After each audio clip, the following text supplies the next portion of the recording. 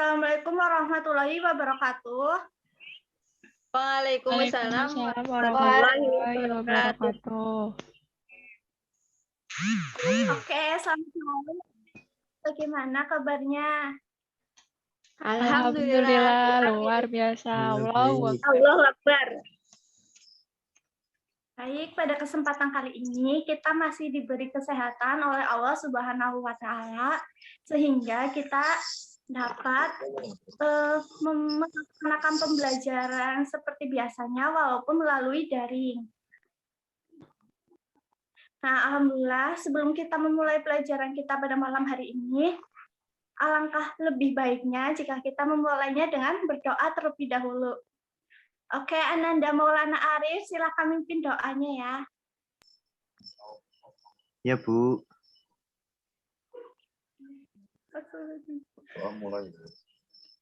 Berdoa mulai.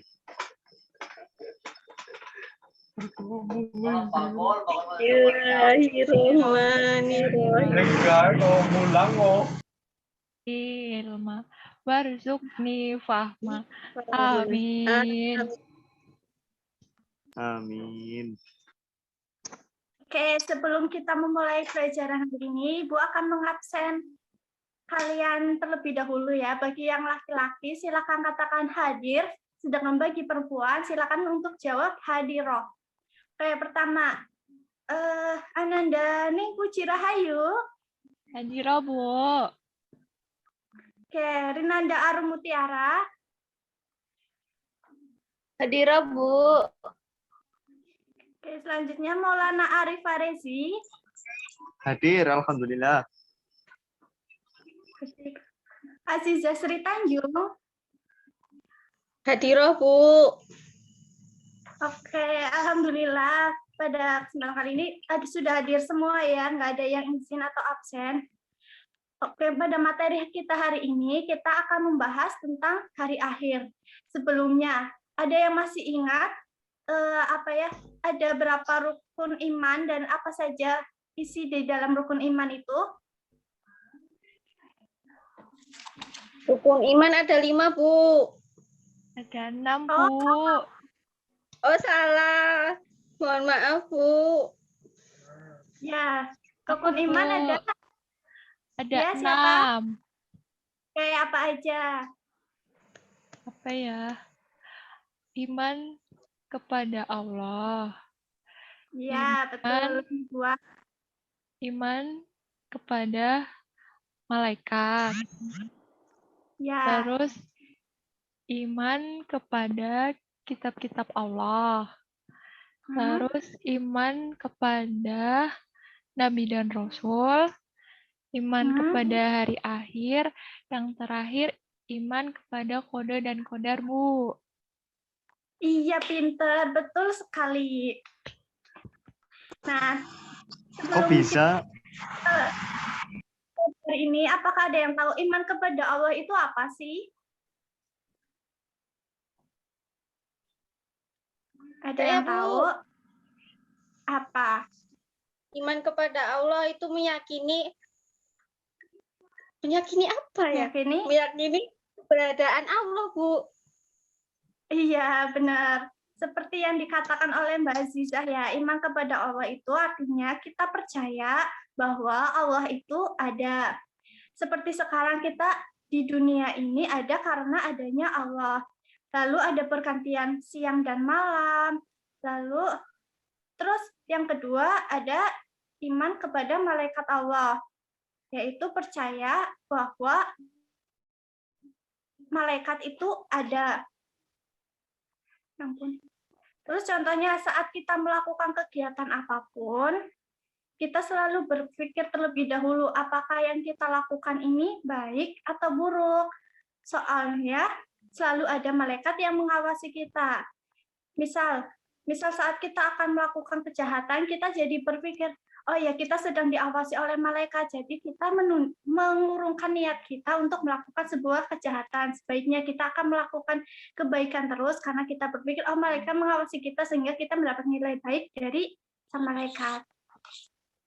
Oke, sebelum masuk ke dalam materi hari akhir ini, Apakah anak-anak sudah melihat sebuah video yang waktu itu pernah sempat viral pada tahun 2012 yang katanya 2012 itu hari kiamat? Apakah sudah ada yang melihat video tersebut? Sudah, Bu. Belum, Sudah Bu. banget. Takut. Nah, yang ada di dalam video tersebut tuh ada apa aja? Ada kehancuran dunia Murnya yang alam sangat dahsyat.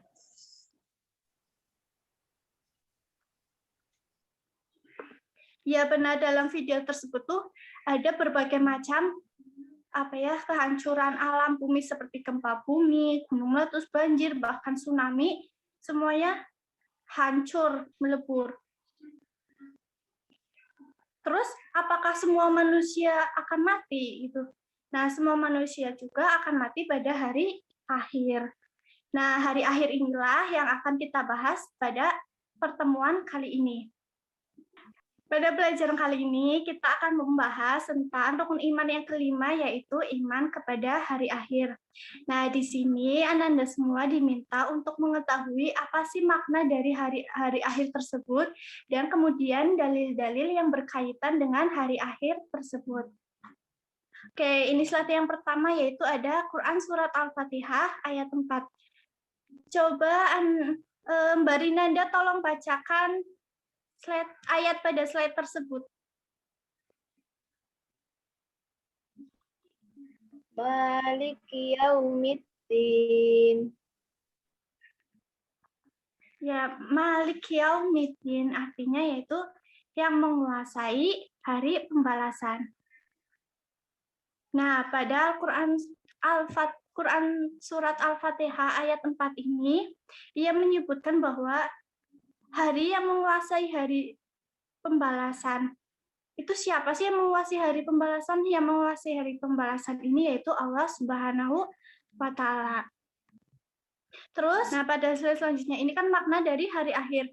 Hari akhir adalah hari mulai hancurnya alam semesta, berikut isinya dan berakhirnya kehidupan semua makhluk Allah Subhanahu wa Ta'ala. Hari akhir juga disebut hari kiamat, yaitu hari penegakan hukum Allah Subhanahu wa Ta'ala yang seadil-adilnya. Jadi selain alam semesta ini akan hancur lebur seperti yang tadi dalam contoh video yang tersebut seperti tsunami, gempa bumi, gunung meletus, semua yang ada di isi bumi itu akan hancur, manusia, hewan, tumbuh-tumbuhan, semuanya akan hancur. Lah hari akhir ini juga bisa dikatakan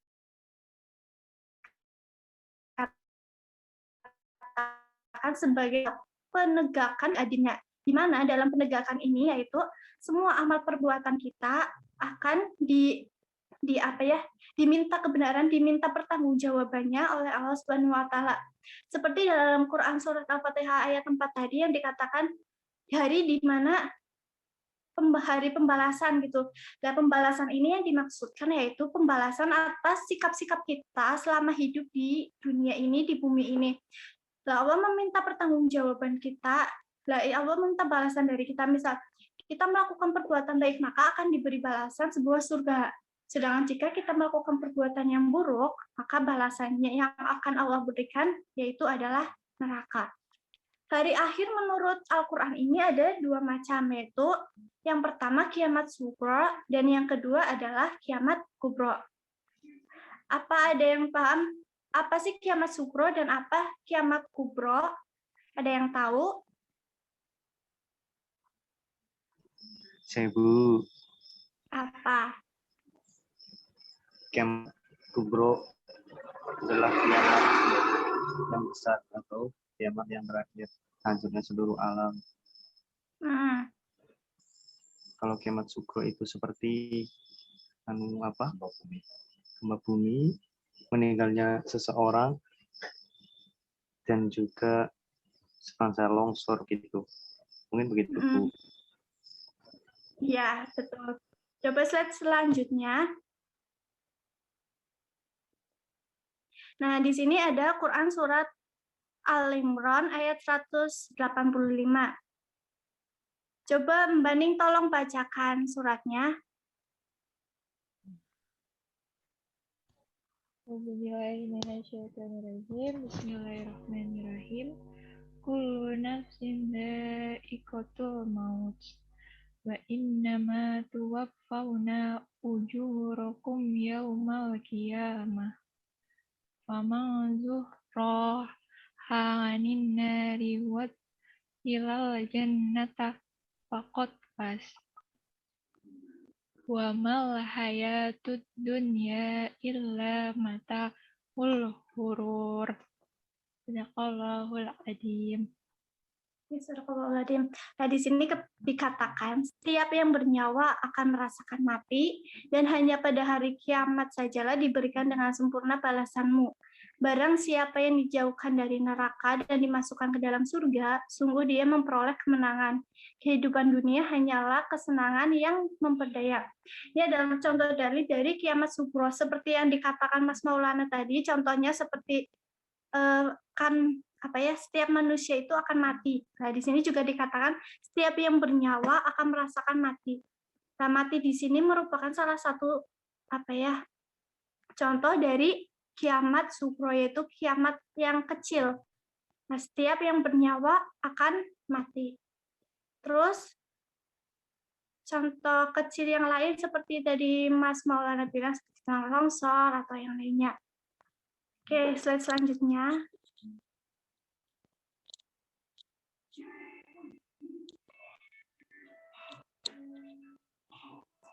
Nah, ini pengertian dari kiamat sugronya, yaitu peristiwa datangnya kematian bagi semua makhluk, termasuk manusia yang bersifat lokal maupun individu.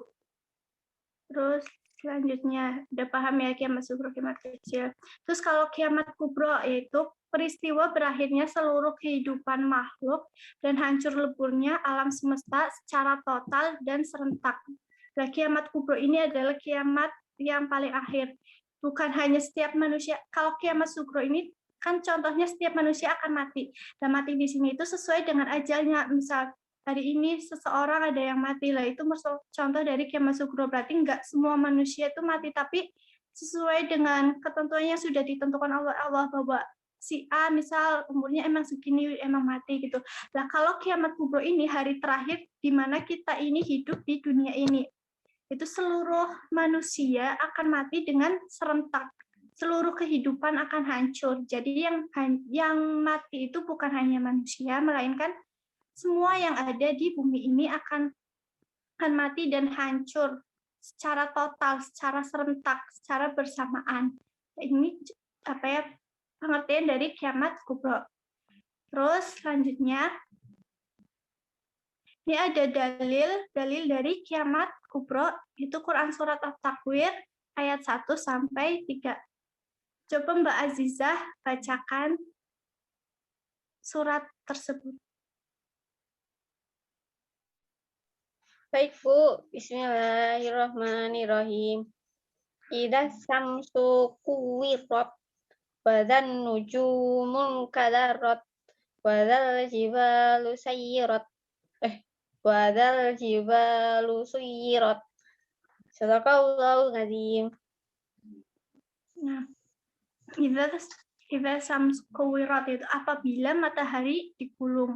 Nah, ketika hari akhir ini tiba, hari akhir yang untuk kiamat kubro yang besar ini, matahari ini akan digulung. Coba bayangkan matahari yang sebesar itu aja Allah mampu menggulungnya, apalagi bumi yang hanya seberapa persen dari mataharinya. Su'idza nujumun kadarat. Dan apabila bintang-bintang berjatuhan. Bintang-bintang berjatuhan ke bumi itu panasnya sungguh luar biasa. Nah, dan wa'idzal jibalu suyirat, dan apabila gunung-gunung dihancurkan. Nah, jadi pada kiamat kubro ini semuanya itu akan hancur seperti matahari digulung, bintang-bintang berjatuhan, gunung-gunung berjatuhan, gunung yang meletus aja magmanya, laharnya itu panasnya seperti apa. Dan sedangkan ini kiamat kubro itu bukan hanya gunung satu, tapi gunung di berbagai wilayah yang ada di bumi ini akan meletus dengan serentak. Coba bayangkan gimana laharnya itu akan hancur mengenai kita semua. Itu tanda dari kiamat kubro. Oke, coba kalian diskusikan. dibagi menjadi 2 kelompok. Misal satu kelompok terdiri 2 sampai 3 orang. Lah, yang akan kalian bahas yaitu apa saja ciri-ciri, tanda-tanda dari kiamat kubro dan sugro, terus apa hikmahnya. Terus kalian resum materi yang Ibu sampaikan pada malam hari ini, lalu sampaikan di depan kelas. Oke, bisa? Bisa, Bu. Bisa Bu, insya Allah. Oke. Internet, Bu. Iya, nggak apa-apa. Bu, mau tanya, Bu. Ya. Kalau kiamat kubro berarti sudah tidak ada kehidupan lagi, terus kehidupan selanjutnya. Nanti terus kehidupan selanjutnya kita itu apa, Bu? Nah, kiamat kubro ini kan kiamat yang paling besar ya, hari terakhir kita berada di bumi ini. Nah, semua bumi ini akan hancur. Lalu kehidupan kita selanjutnya apa? Apakah kita masih hidup? Apakah kita emang udah mati di kuburan di tanah terus atau gimana? Nah, jadi jawabannya itu yaitu, kan tadi dalam Quran Surat Al-Fatihah ayat 4 kan sudah dijelaskan bahwa yang menguasai hari pembalasan. Dan dikatakan bahwa hari kiamat ini hari penegakan hukum Allah yang seadil-adilnya. Jadi setelah hari kiamat ini ada kehidupan lagi. Kehidupan ini yaitu nanti semua makhluk hidup ini akan dihidupkan kembali oleh Allah Subhanahu wa Ta'ala. Dan kemudian akan ditimbang amal kebaikannya, ditegakkan hukum Allah yang seadil-adilnya. Nah, di sini itu Allah meminta balasan dari kita, misal kan nanti ada kayak nanti kita akan dihisab oleh Allah, kita amal kebaikan kita ini akan dihitung. Nah, jika kita lebih banyak amal buruknya dibanding amal baiknya, maka Allah akan memasukkan kita ke neraka. Tujuannya untuk apa? Untuk menebus dari dosa-dosa kita. Nah, dari setelah dosa-dosa kita emang sudah ditebus, sudah hilang, sudah habis, nah berarti kan tersisa kebaikan kita yang belum ditebus. Nah, setelah itu, setelah semuanya sudah bersih, kita sudah dianggap suci, kita sudah dianggap sudah memiliki dosa lagi yang harus kita pertanggungjawabkan, maka Allah akan memindahkan kita ke dalam surga. Nah, setelah itu, ketika di surga nanti, itu adalah kehidupan yang kekal, insya Allah. Wallahu a'lam. Nah, kehidupan kita selanjutnya yaitu di surga Allah nanti. Amin. Amin. Oke, ada yang mau bertanya lagi?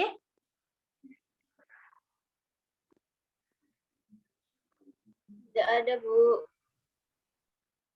Oke, berhubung waktu sudah hampir habis, tugas yang tadi buat PR aja ya.